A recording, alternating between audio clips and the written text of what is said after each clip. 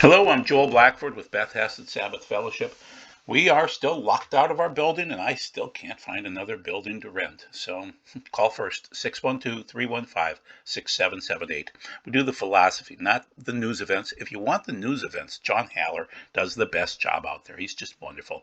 We do the philosophy. We pick out one topic, the philosophy of eschatology, the end of days, what you need to know, your reality, our existence, and then we talk about it in non-disparate ways.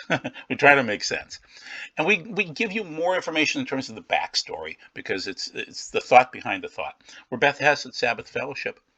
Mass hypnosis is the topic of the day, and the two contrasting sections are 2 Thessalonians 2:11. We call that the Great Delusion, and also with Revelation 6:8, there's a timing issue, like which one comes first and what's going on, and so Revelation 6:8 has a term called Exousia, which would be delegated authority. But I'm going to argue something completely different today, and see if you like my deep diving. So we'll see what happens. So in the past, I would disagree with these two people, Brett Weinstein and Heather Heying. They're a couple that have a family out in Portland, Oregon. They're very liberal. They've been professors for years at a liberal university, and now suddenly they're fired. And they're doing videos that are libertarian, which agree with me in many, many cases. In the past, they would have looked like the lady in the upper right, which I believe is child abuse in this case. Now they're against this completely. They realize how ridiculous this is, that this is mass hypnosis. And so this woman has got the face shields on, the face masks on. She's killing her children. This is child abuse. And they get it now. They didn't before. They thought that this was the liberal thought process was good and you just go along and get along. Well, now they're citing this mass formation by Dr. Matthias Desmet, professor of psychology at the University of Ghent, and they've done a marvelous job in this video. So please, I'll try to put a link down below so you can hit that, and then a link to this mass formation information from Thomas Casey. We won't get to Thomas Casey until later on because that's a different process that I want to show you. The second source for this is The Pandemic of Fear by Yale, which is a liberal university, an epidemiologist, Dr. Risch, and he is saying it's anxiety right now. That's the problem. It's the pandemic of fear is manufactured by authorities. And so we need to be careful of anxiety because you don't make good decisions when you're anxious. And so he's going with alternative methods to be healthy, and I totally agree with him. That's the direction that I go. But I want you to be aware, two liberals right now are saying we are in a pandemic of fear, and that's not good. And C.S. Lewis talked about this many, many years ago, that this would be the time frame when we would abolish sanity, when the whole world would be running towards a cliff, and we would be the opposite, going the opposite direction. We would appear to have lost our minds. So he goes through all of these things that people aren't looking for God, that's the story, that we should be looking for God. God is our happiness, our joy, our shalom, and there's none from modern whatever they're offering us. So keep that in mind. So we do the philosophy of eschatology. You're going to see the evidence of dumbing down anxiety and things like that. And so I'm trying not to twist the Bible, trying not to twist prophecy, trying to give you the news of what's going on right now in light of a couple of chapters that are very, very important in the Bible. So what we're going to try to prove today, and we prove it every week, we hope, and keep in mind that if my eschatology is wrong, I'm the first one off the monopoly board, okay? Because it's so tight that if it doesn't work out this way, if it's not linear, and if we aren't in seal 4 and other things like that, I'm going to look really stupid, and that's fine. But I want you to be forced to read your Bible as a result to prove me wrong, and that would be even better.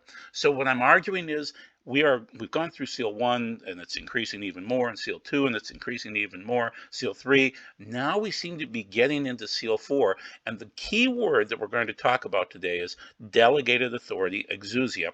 And then we'll move on through, and then I'm arguing that this plane word that you'll see from 2 Thessalonians 2 is really the great delusion, which happens more at the midpoint because it is tied into those midpoint activities.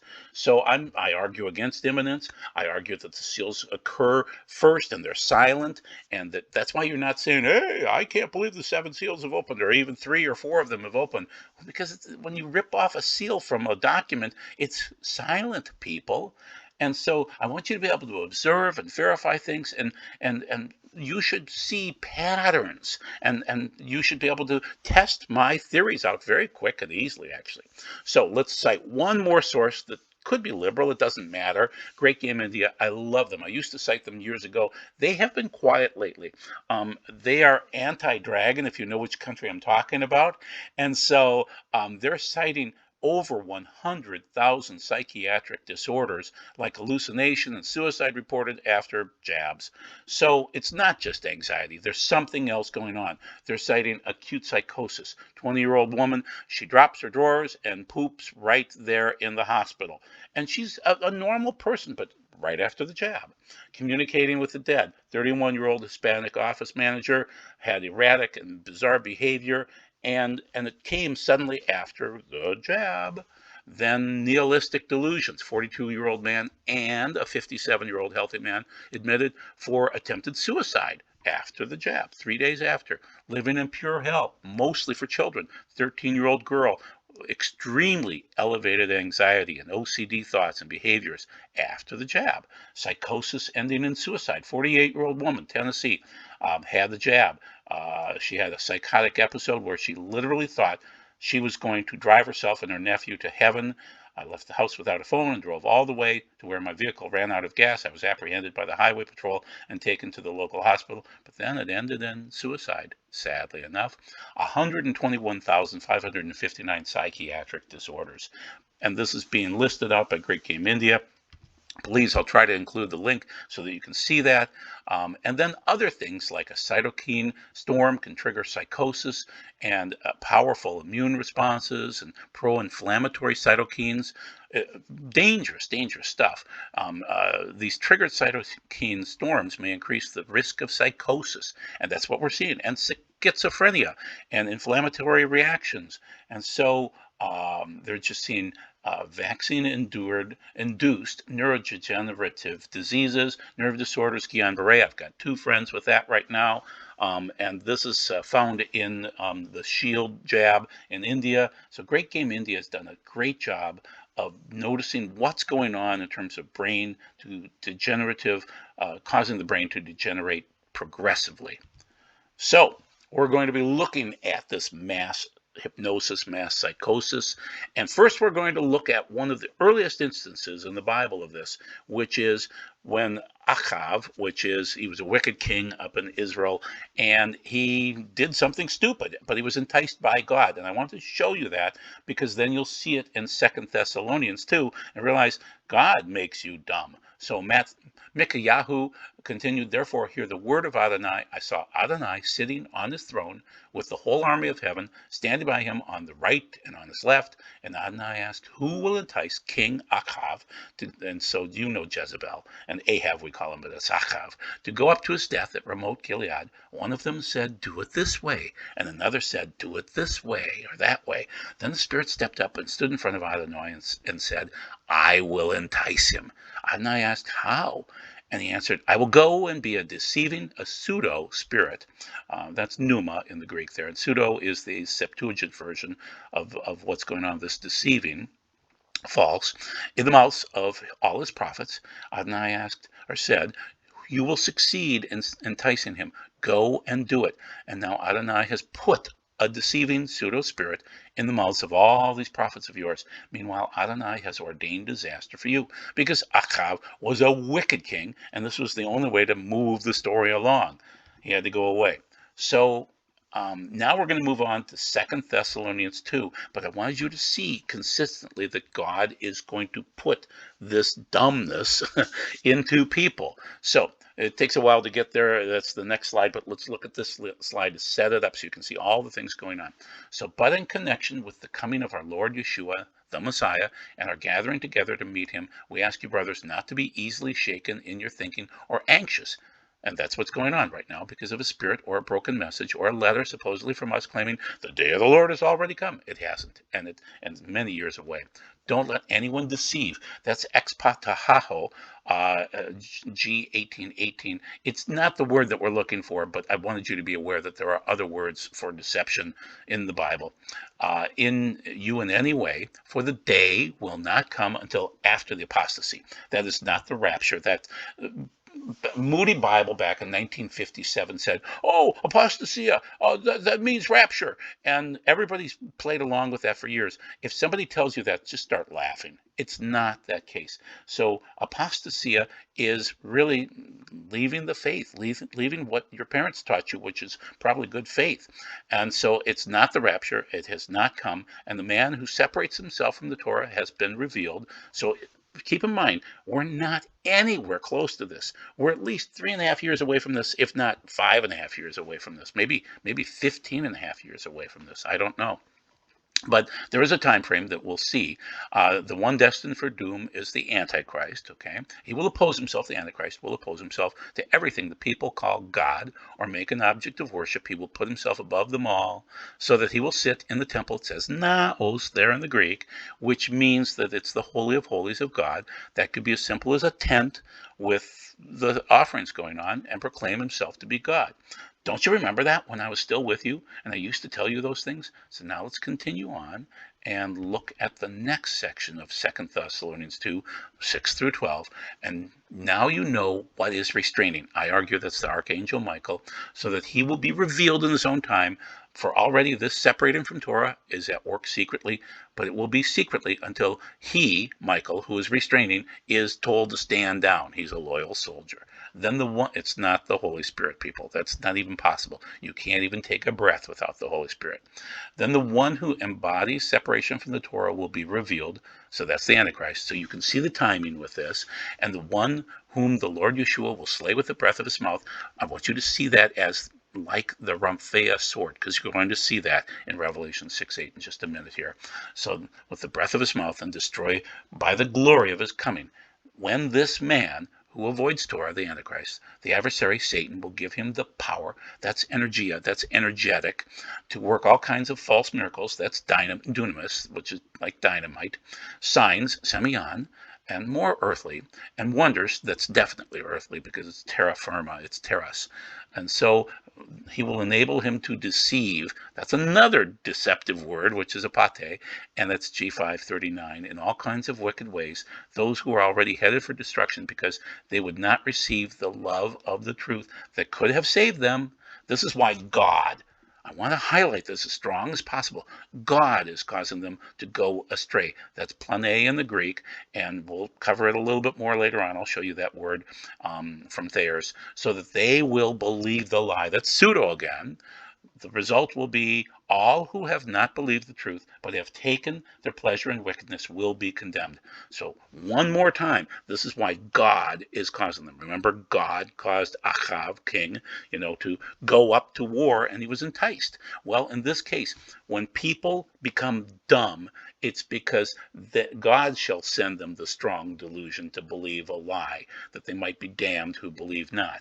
So this is the case. People are moving along the stupid direction, and God just kind of helps them along with this, because that's what moves this story along until Yeshua returns. People are going to get more stupid as we move along. Very, very dumb. So we already have the false prophets, but I want you to be able to see pseudo and plane from Matthew 24, which is so critical, and I want to show you more with Matthew 24. So we can tie together Paul's epistle with Yeshua on the Olivet Discourse of Matthew 24, which is so critical. So let's look at it. All this is but the beginning of the birth pangs.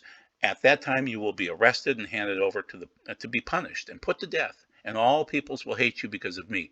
At that time, many will be trapped into betraying and hating each other, and many false, that's pseudo, prophets, will appear and fool many. That's plane again, that's 4106, and that's Matthew 24, 8 through 12. So right now, there are false prophets already, but they'll get much worse over time, and they'll fool many. So once again, Matthew 24, I want to lay it out in a linear format so you can see it there. First seal seems to be ethnos, ethnics, epi against ethnics, okay?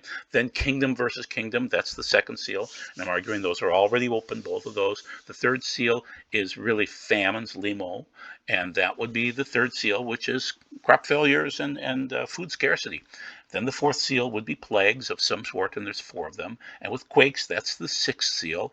And then I'm arguing the 5th seal pops up in Matthew 24:9. So we were talking about Matthew 24:7 there with the upper section. Then the fifth seal is 24:9, and they will condemn you to death. That's apoktenu. And so that is the case with 24:9. But then 24:11 is interesting. They will plane. Yeah, they will distract many. And so just be prepared to be deceived. And Yeshua talks about that. So keep in mind that's what's happening. So once again, plane is 4106 from 2 Thessalonians 2. And it really, I think the best way to describe it is addicted to a delusion. So it's a wandering, straying about, led astray from the right way. You know the way of the Bible, and you'll know if you're addicted to a delusion, which would lead you away from the Bible. I think the most critical word in here is mental strain. Okay, error, wrong opinion, morals of religion. So you're being led away from your morals or your religion, wrong mode of acting, error of one's ways, wrong manner of life, error, deceit, fraud, things like that. So Thayer's lexicon, this is the source for this. And I think they're right. The mental strain is really, really critical. But addicted to a delusion is so cool to see that. So once again, this is Old Testament's plane, and in Proverbs 14:8, it's a delusion. Okay, plane. But then this is interesting. Isaiah 19, which is eschatological, a great section of the Bible. Isaiah 11 and 19 are very similar. And so it's addicted to a delusion in this case. So the further a society drifts from the truth, the more they will hate those who speak it. That's Orwell. We'll talk about Orwell a little bit. So are we going to be addicted to a delusion? Let's hope that we aren't. So Orwell again, in a time of universal deceit, telling the truth is a revolutionary act. And so all of the animals, no, yeah, all animals are equal. Some are more equal than others. And so there's the Seven Commandments, an Animal Farm. There's also the book in 1984 and the movies for them. And so just keep in mind that Orwell saw what was going to be happening as we move along. And right now with our government, all animals are equal, but some are more equal than others. And our government is enforcing that right now. And I'll show you that as we move along towards Revelation 6:8 and Exousia. So a little bit more Orwell, because I want you to see this in terms of it's not so much staying alive, it's staying human that's important. That's what counts, and we don't betray each other. And they betrayed each other back during the Hitler time frames. And so the people supported Hitler because he promised them what they wanted and needed to hear. The Weimar Republic appeared to have no idea how to solve the problems other than hatred. And so there are reasons why Hitler succeeded with his mass hypnosis, and it's happening again. It is. It's the same process. It's never really changed. And here's another thing that I want you to fit into your equation. Milgram. So he's a scientist, Stanley Milgram, and he observed through shock, and it was really fake shock, but somebody would get the fake shock, the fake test subject would get that. Then you'd have someone administering the shock and someone that would be observing this, and basically Milgram said you would find sufficient personnel in a city or in small cities, any place, to be able to administer this shock. It's part of the mass hypnosis. It just happens, and it's basic psychology. And Milgram stands behind his statement that this would happen. One would find sufficient personnel for those camps, these internment camps, at any medium-sized American town. He's right. It doesn't take that much to flip people, and that's too bad. So now we're going to move back to this thing that I cited from Heather Heying and Weinstein, Brett, from Thomas Casey, but really it's where he's citing Dr. Matthias Desmet. And this is brilliant, so just read along with me and see what you think if we're really getting to mass hypnosis. Okay, mass formation. So one, there needs to be a lot of socially isolated people or people who experience a lack of social bond. We've got that. Two, people who experience a lack of sense-making, unable to come to sensible conclusions. Absolutely. Three, there's a lot of free-floating anxiety. Oh, there it is. Yep. Free-floating because there's nothing to connect their anxiety to. What are we anxious about? I don't know. No focal point. Unable to identify what's causing, and so no way to deal with it. Four, there's also a lot of free-floating psychological disconnect. discontent. People may experience their daily lives as lacking any purpose or meaning. And to be honest with you, I sense that, but maybe it's because it's winter too. So he describes free-floating anxiety as the most painful psychological phenomena to experience and leads to panic attacks. In this state of unfocused anxiety, the mind tries to connect its anxiety to something, an object of that. But we don't have that right now. And there are many preconditions that set this up. But then over to the right-hand side, if a large segment of people are willing to follow this strategy to deal with this object of anxiety, no matter what the cost is, then a second step, people start to collective and heroic battle with this object of anxiety. And in that way, a new kind of social bond emerges. That's the dangerous one. With a new kind of sense-making or purpose, suddenly life is all directed towards battling the object of anxiety, whatever it happens to be. Could be bad or good. It doesn't matter. They need an object of anxiety. It creates a new sense of connectedness with others in this mass formation. And then, so they lack the social connection, and this is their way to get that done. And so it's a mental intoxication. Similar to hypnosis, people in this hyper-focused state are narrowly focused. In hypnosis, this is why people hang other people. In this hypnosis, only the hypnotized are focused in this way. The hypnosis expert is not narrowly focused. In mass formation, leaders emerge which are even more narrowly focused than the followers. When people experience this mental intoxication, it no longer matters if the narrative is wrong or even blatantly false. They could care less. What matters is that it leads up to this mental intoxication. This is why they will continue to go along with the narrative. The resistance to the understanding of the narrative, or it could be false or wrong, is driven by the fear of returning to the state of free-floating anxiety. You can't go back to that. You need an object. And it gives you this mental intoxication.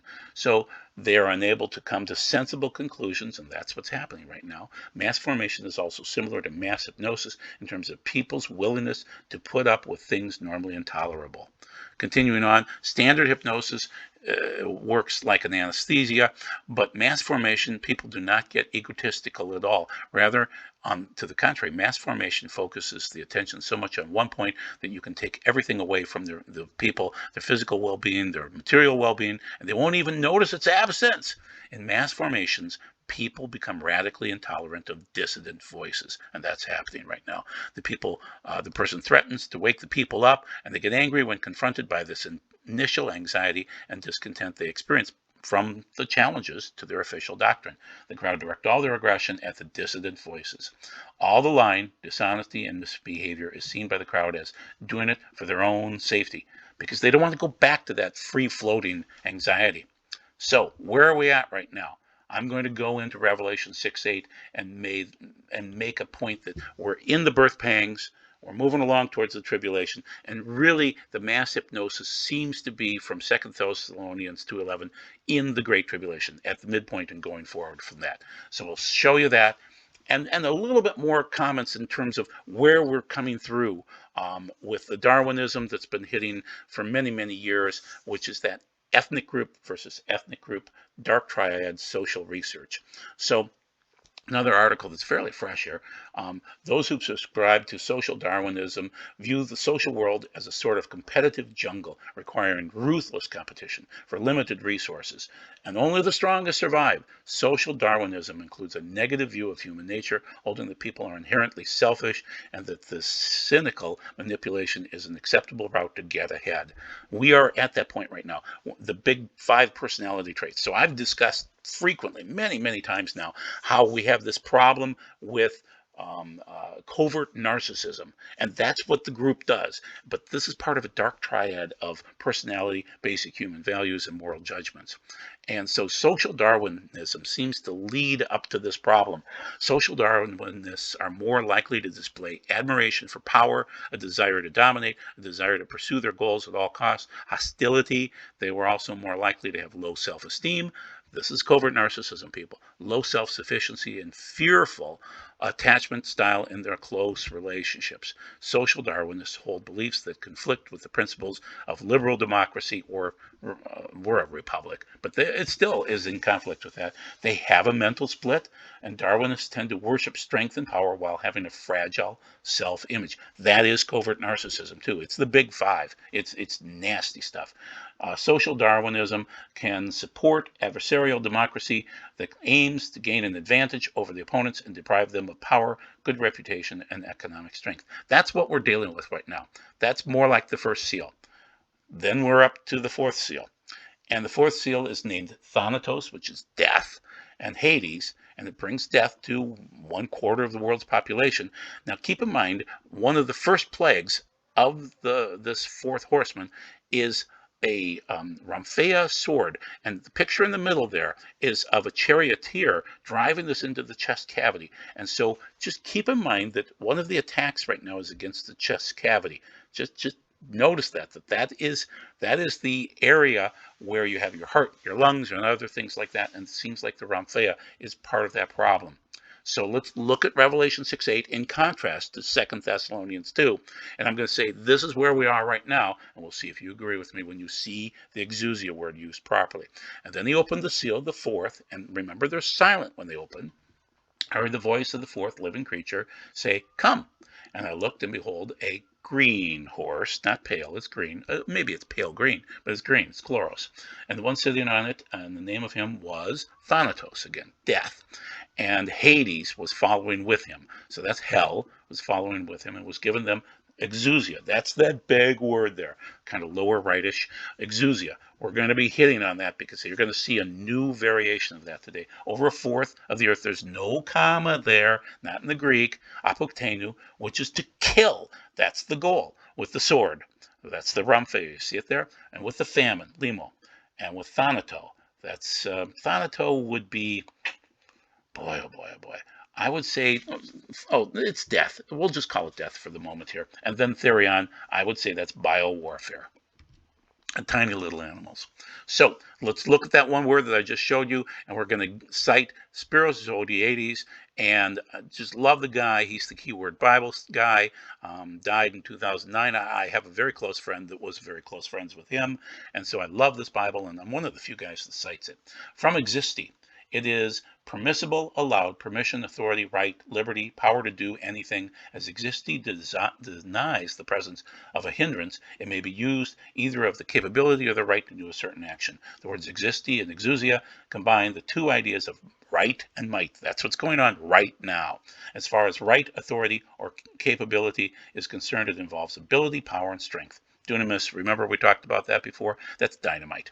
And he's citing from Matthew 9:8. Exousia denotes executive power, critical. Notice that, executive power, while arche represents the authority that is granting that power. So it wouldn't apply in this case because we're not talking about God or whatever else. This is more the executive authority that we're talking about. I want you to see that very carefully. Right and might, as indicated in those verses. Exousia also means justified, having the right to exercise power. It is clear from the connection to verses 6 and 7, the authority of the head is the same as a covering of a head. So it's interesting there. A head covering gives you somebody's placing that on your head, so to speak. Not so much the magistrates of a court. So this is not a courtroom situation where it's adjudicated properly. This is just the powers which govern, and it could be arche or it could be thronos, but it's a dominion or government. So once again, govern, dominion, government, not courtroom activities. And then the evil powers who oppose Christ, yeah, that's Pauline stuff. So the main thing is I want you to be able to see that this isn't a courtroom situation that we're going through right now in Revelation 6:8. We're going through a dominion or government that's governing and is forcing certain things upon us based on exousia. It matches people. Thank you, Spiros, for giving this to me posthumously. Impressive. So once again, the fourth seal is Thanatos, death, bringing 1.9444 billion deaths by 4 different plagues. And this is from Mike Adams. I don't know what you think of him. I love the guy. The dark winter die-off begins. Mass deaths collide with engineered starvation and the collapse of gas and energy. From September 27th, 2021, the globalists have now confirmed that 90% of humanity is incredibly easy for them to kill. Most people have zero backup food, zero backup water, no ability to produce their own food, no means of self-defense, no backup communications. They've got nothing. It'll be easy for them. And I'm telling you, they have the Exousia, and it came from God. So there are four plagues going on right now. Just notice that the young athletes are dying, and they're dying fast. They're not even powerful enough to put their hands in front of their faces. They facepalm on the ground when they die. So horrible. And then Ice Age Farmer, I cite Christian all the time. Now that we destroyed our traditional farming and ranching and debased our currency, we have no choice but to eat our fake food. And that's what's coming down the line. And then here it is. The price of a loaf of bread is going up 20% within weeks as wheat prices hit 9-year high. So we're going into these signs of the fourth horseman, and it's four plagues, people. So timing. So we're going to pull it all together and discuss some timing and then finish things out. So the first seal is Ethnos, Ethnos, coming from the West. So Western civilization is destroyed, starting with the ethnic groups fighting. The second seal is regional wars east. So those are kingdoms east of Jerusalem, and they've been fighting since, you could say 1991 or 2001 or they are fighting. The inflation issue is getting to be serious, people. Food scarcity in the north, that's the third seal. And I'm arguing that that was the only one that I knew about for timing. That was 2012, almost 10 years ago. The fourth seal, once again, that word Exousia, nearly 2 billion deaths by four plagues. That is coming from the south. And we're seeing this Exousia word especially in New Zealand and Australia right now. That is where the governments, without any courts involved, are just demanding and doing and really scaring people and kicking up anxiety, fear, and creating fear porn. Fifth seal is revenge against the believers. That would be the next thing that would occur. The sixth seal, we're years away from this. Cosmos unleashed and hail and earthquakes. Then the first four of the trumpets are cosmological issues again. Then the fifth through the seventh trumpets are going to be the two witnesses battling the false prophet, and you'll have that great delusion occurring during that time frame. Sometime as we get close to the midpoint, then the Antichrist and the strong delusion will come later. So we're seeing the now, we're seeing the later. I'm arguing that we're really in the now of the fourth seal, and that the great delusion is more like the midpoint, and that the seals open silently. So that strong delusion is years away. We're seeing more government exousia right now. I think I've made my case.